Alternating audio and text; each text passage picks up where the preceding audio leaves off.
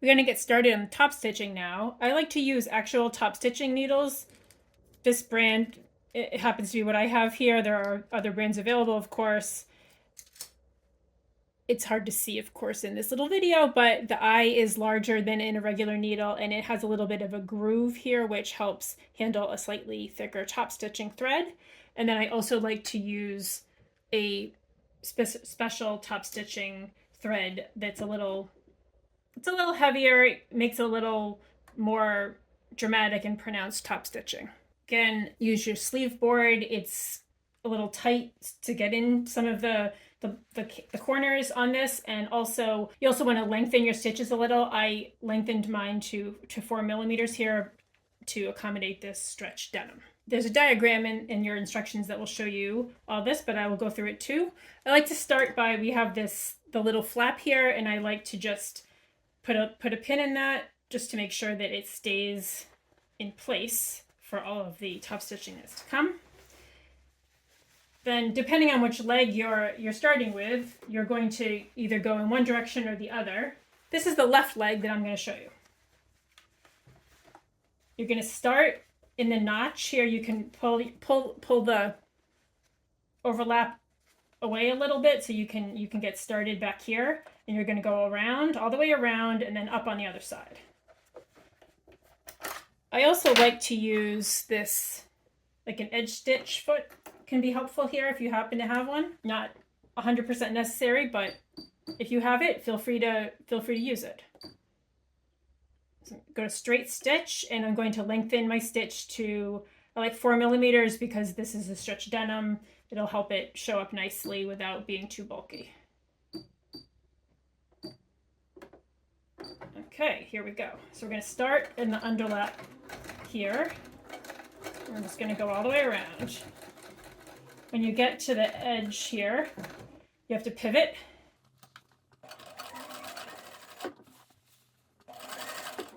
You may find along the corners here, it might get a little bulky from time to time. I like to just take a chunk of maybe Post-it notes or a piece of cardboard or something and put it behind the presser foot to just keep everything even, flowing evenly. So now we're along the back side of the pant. We're headed back toward the front again. I'm going to put my Post-it notes back here one more time.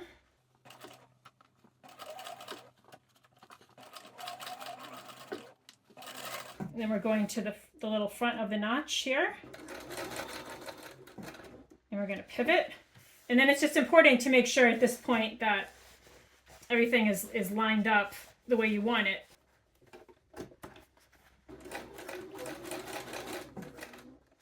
So we're going to, at this point, we're going to sew through the leg and the inset. So the front leg, and then of course the facing is on the inside and the inset. So at this point, again, your sleeve board is your friend here to get in there. You might want to use your Post-its again, or some other, whatever you use to keep everything in place. And you can tuck the excess of the leg under the sleeve board. And we're just going through the facing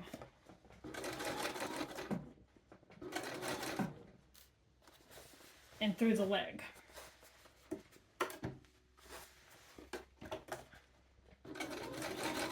So go slow. Feel free to reposition the fabric as often as you need to make sure that you get a clean sew along here. And then we're going to just end right at the end here where the side seam meets the inset. So there we have it, and you leave yourself a good tail so that you can pull your top stitching through, and you can knot it off on the inside. There you have it. If you want, you can do a second row of top stitching. And what I suggest you do is take some chalk and figure out where you want that second row to lie, and create a little path for yourself to go around so that you can get a nice even double row at your hem. Okay, I've got this all chalked up, so let's give it another row. At this point, I don't think I need the edge foot, so I will just use this foot.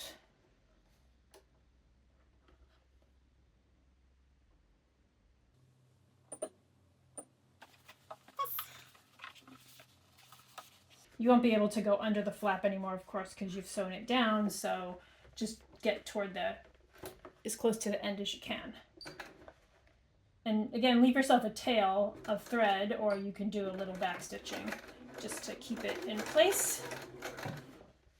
And what you want to do if you do the second row is to make sure that you're catching the facing completely in the second row of top stitching.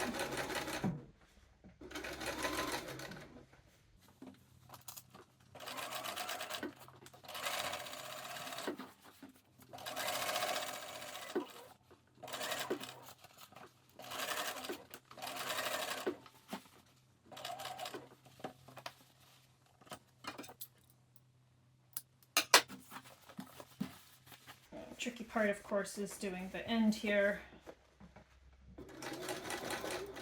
So again, I just advise you just take it slow, and if you feel that you need to reposition the fabric several times, go ahead.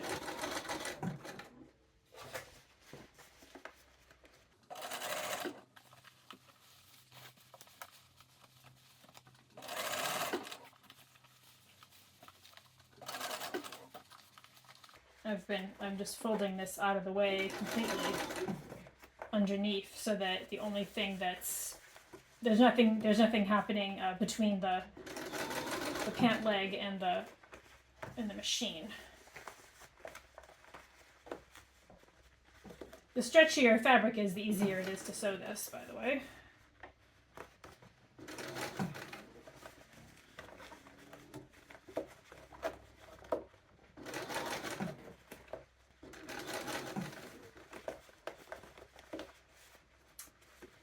Couple more and we're done.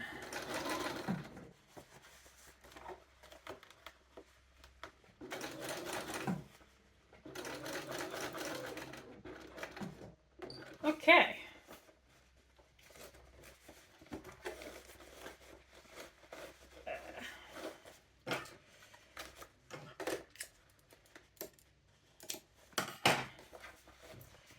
So wiggle its way out from under the machine. And there we have it. Here's our second row of top stitching.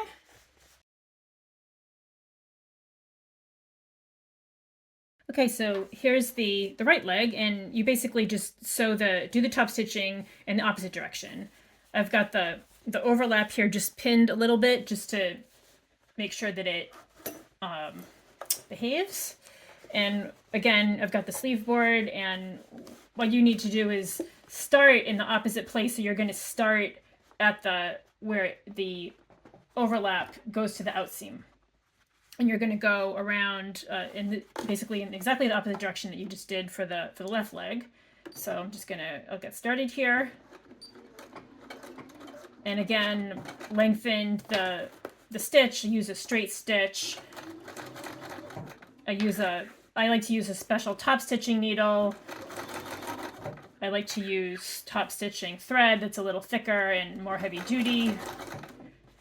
And because I'm fancy, I'm using a contrasting thread. And again, you're going to work it along your sleeve board here, and go slow so that you can be sure that your stitches are going to come out nice and even.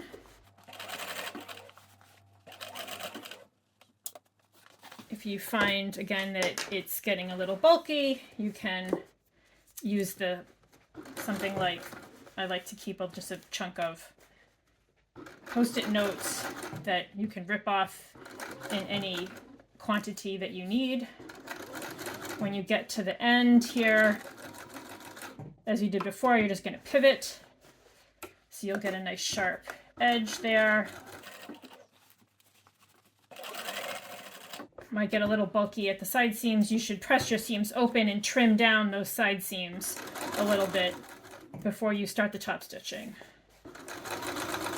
And because this is a stretch fabric, it's important as you sew this to try not to stretch the fabric out of shape. So I just let my machine and the feed dogs do their work.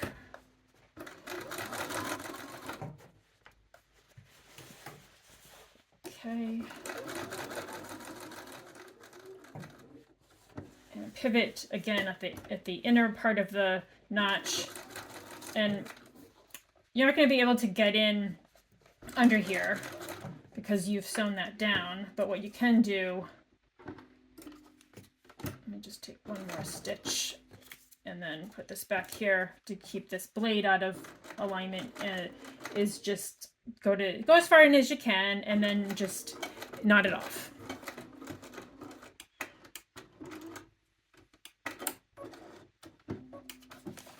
Okay, I think that looks pretty good. And now I'm going to do the second row. So I'll start by, like I did last time, I'm going to just mark off the second row of stitching with some chalk. And I'm measuring an inch from the stitching. An inch, or that's about 2.5 centimeters or so. I think that's a pretty good proportion for this. It provides some extra visual interest at the hem.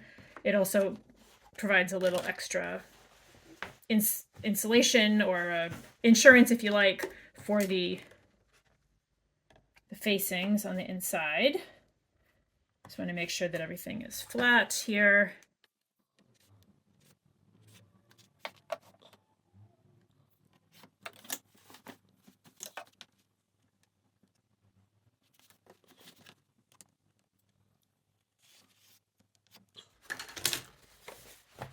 Okay, it's pretty good.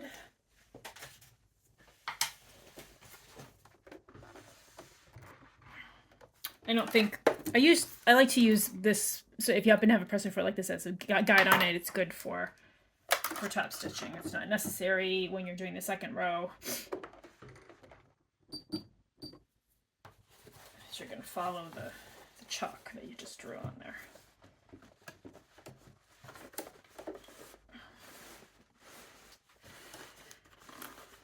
And as with the first one, again, take it slow. If the machine, if you find that you need to pivot around a little bit to get things to fit, don't worry about it. Take your time.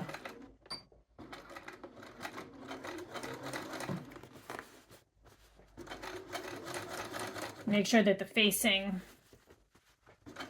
is nice and flat under there. I like to just, I've pressed it really well, but then you can just feel with your fingers if you feel like it's getting lumpy or bumpy in there somehow. Then you know you need to work on that before you can continue.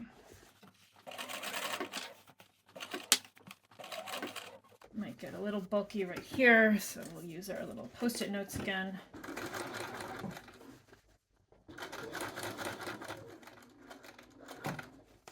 So a nice sharp pivot. Go all the way around.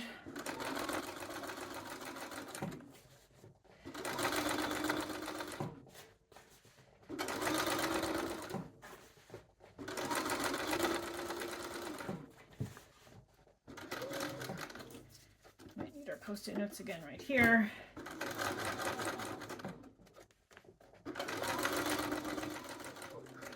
One last little pivot, and again, can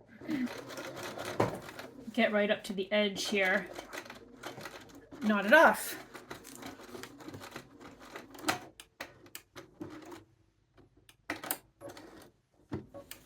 There you have it. I think that's a pretty cool look, and now we can go on to assembling the rest of the pants.